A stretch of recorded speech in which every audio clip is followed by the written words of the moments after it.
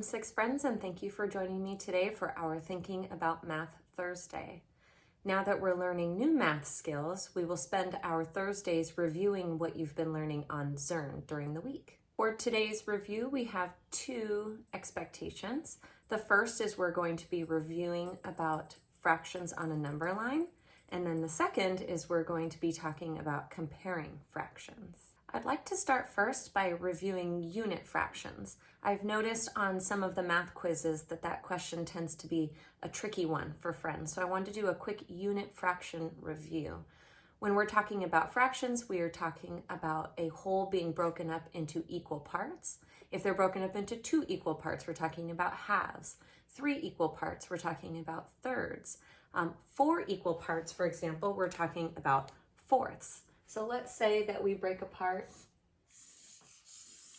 this fraction strip into fourths. That means we have 4 equal parts. Here's 2 equal parts, and we'll break each of those 2 equal parts into 2 more equal parts. Okay, that means we have 1, 2, 3, 4 equal parts. Here's 1, 2, 3, 4 equal parts of the total, which is 4. Now, when we're talking about a unit fraction, we're talking about a single unit of that whole. What is a single unit of this whole? 1/4. So each unit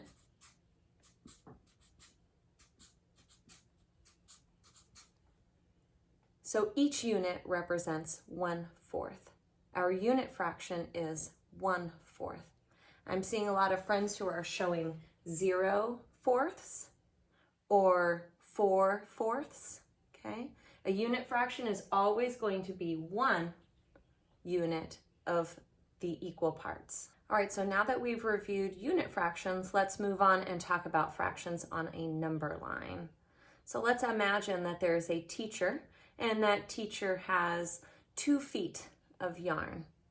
That teacher needs to break up the 2 feet of yarn into equal parts. Now, the number of equal parts that teacher needs to break apart the 2 feet of yarn into is fourths. So let's show that in a couple of different ways. Let's start first by looking at a number bond. A number bond shows 1 whole. But remember, our teacher has 2 wholes, 2 feet of yarn. So we're going to show 2 holes in our number bond. Each whole needs to be broken up into 4 equal parts. So our number bond, each will have 4 equal parts.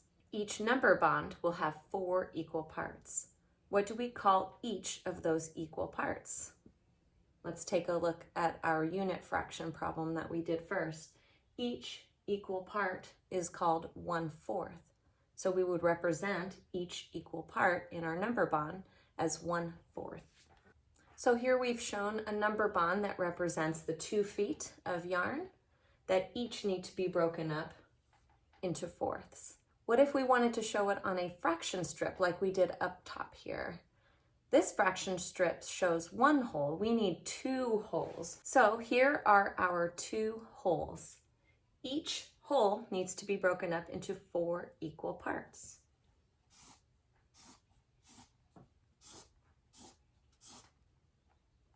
We've now broken up each fraction strip into 4 equal parts. Let's label each of those equal parts. We already did it in our number bond, and we already did it in our fraction strip when we were demonstrating 1 whole. So let's do the same thing for our fraction strips here. All right, here are our 2 fraction strips that have each been broken up into 4 equal parts. Here is 1 foot of yarn, and then 2 feet of yarn. Each have been broken up into fourths, okay? What if we wanted to now show this fraction on a number line? Let's take a look. I'm going to place a number line right underneath the fraction strip.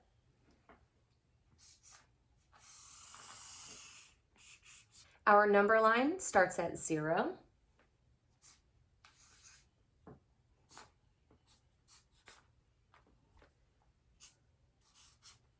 and ends at 2 because we have 2 feet of yarn. Now let's break the number line into 4 equal parts for each hole. All right, now that we've shown our number line as broken up into 4 equal parts for each hole, let's go ahead and identify each point on that number line. We've already identified the whole numbers. Now let's identify the fractional units that are inside of those holes. Let's start with the first hole.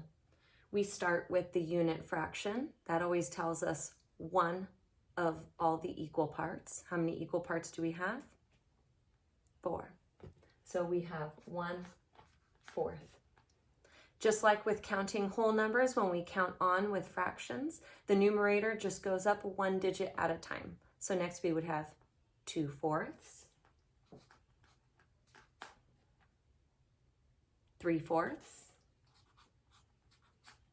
And what's another name for 1 whole? 4/4. Hope you can see that. 4/4. Okay. Now let's continue to label the points on the number line by showing improper fractions. That means that the numerator is going to have a greater value than the denominator. We left off at 4/4. What comes next? 5/4. Good.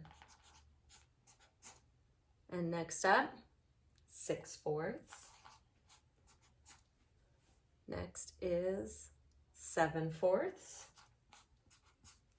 And finally, we have 8/4. You might recognize also that 4 times 2 equals 8. If we were on the whole number of this number line at 3, we would know that that would be 12/4 because 4 times 3 equals 12. Makes it easy to identify those improper fractions that way, doesn't it? Okay, now that we've had a chance to review unit fractions, fractions as number bonds, fractions as fraction strips, and then finally reading fractions on a number line, let's take a look at comparing fractions. All right, now let's take a look at comparing fractions. I'm going to show you 4 different ways to compare fractions, and we're going to focus on thirds and sixths with our comparison problems. All right, so 2 ways that you can compare fractions is by taking a look at either their denominator, if they're the same, or their numerator, if they're the same. Okay, let's start over here. What if 2 fractions have the same denominator? If they have the same denominator, then you would compare the fractions by looking at the numerator. What if I was comparing 3/3 and 5/3? They have the same denominator, okay? That means we're talking about the same unit fraction. They're both thirds. Here we have 3, and here we have 5. We would compare by looking at the numerator. 3/3 is less than 5/3. There is simply more thirds in 5/3 than in 3/3. Here's what that would look like. Here we have 3/3 and here we have 5. There are 2 more thirds in 5/3 than in 3/3. What if we were talking about sixths? What if we were comparing 8/6 with 4/6? Which has more? They have the same denominator. That means that we're talking about the same unit fraction. They are both sixths. So that means we can look at the numerator to compare. Is 8 greater than, less than, or equal to 4? That's right, 8 is greater than 4. So we would say 8/6 is greater than 4/6. Let me show you what that would look like. There are 8/6 here, and there are 4/6 here. That means that there are 4 more sixths in 8/6 than there are in 4/6. Now, there is actually double the amount. And take a look, 4 times 2 equals 8. Now, what if 2 fractions have the same numerator? We need to compare a little differently when that happens. Let's continue to think about our thirds and our sixths when we're comparing. What if I had these 2 fractions to compare? What if I was comparing 5/3 with 5/6? Now they have the same numerator, but they have a different denominator. So now we're not talking about the same unit fraction. Now we're trying to compare thirds with sixths. So now we need to take a look at the denominators. And this is where, remember we talked about this? This is where all of the rules of numbers switch up on us a little bit. 3 is less than 6. However, when we're talking about thirds, 1/3 is greater than 1/6. Let me show you what I mean. If I were to use a fraction strip to demonstrate those unit fractions, we would see that 1/3 has more space than 1/6 does. It is a larger unit fraction because we only need to break up that whole into 3 parts. Each part is just going to get more room. Well, now we need to break up our whole into 6 equal parts. That is double the amount of equal parts than what we needed for 1/3. That means that each equal part is going to need to squeeze in, and it's just going to have to share the space. They won't each get as much space as the 1/3 gets. So that means that 5/3 is greater than 5/6. All right, let's do one more. Now what if we're comparing 11/6 with 11/3? Okay, the numerator is the same, but the denominators are not. And remember up here, 1/3 was greater than 1/6. That doesn't change just because the numerator changed. If the numerators are the same, but the denominators are different, then you're focusing on those unit fractions. Which has a larger unit fraction? That is the greater of the two fractions. 1/3 is greater than 1/6. So we would say 11/6 is less than 11/3. All right, now finally, what if they do not have the same numerator or the same denominator? I'll show you a couple of ways that you can compare those two fractions when that happens. All right, now since neither of these are improper fractions, I only need to show one whole fraction strip in order to compare these. Let's start first by showing 2/3. 2/3 has a unit fraction of 1/3. So we're going to break apart this top fraction strip into thirds. All right, so now we've shown our thirds. What about 5/6? 5/6 has a unit fraction of 1/6. So let's break apart this fraction strip into 6 equal parts. All right, now here are my 6 equal parts to show 5/6. All right, let's color in 2 of the 3 equal parts.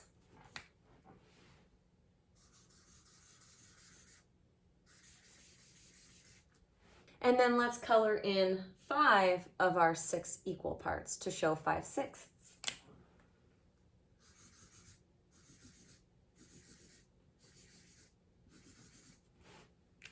Now we can look and compare 2/3 with 5/6.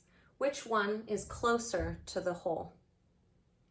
That's right, 5/6 is greater than 2/3. Now you can also compare these two fractions on a number line. Let me show you what that would look like. All right, so here are our 2 number lines that we are going to use to compare these two fractions. I've labeled the number line as 0 to 1, just like I did with the fraction strips. Let's start first by labeling this number line to show 2/3. And now let's label the points on our number line. We start with 0/3, 1/3, 2/3, and remember, 1 whole is the same as 3/3. All right, now let's label this number line to show 5/6. 5/6 needs to be broken up into 6 equal parts. All right, here are our 6 equal parts. Let's label them. We're going to start with 0/6, then 1/6, 2/6, 3/6, 4/6, 5/6, and remember 1 whole is the same as 6/6. All right, now let's label the points on our number line. We have 2/3. Let's find 2/3 on our number line. Which point is closer to the 1? 5/6. Okay. We can compare fractions using a number line or using a fraction strip.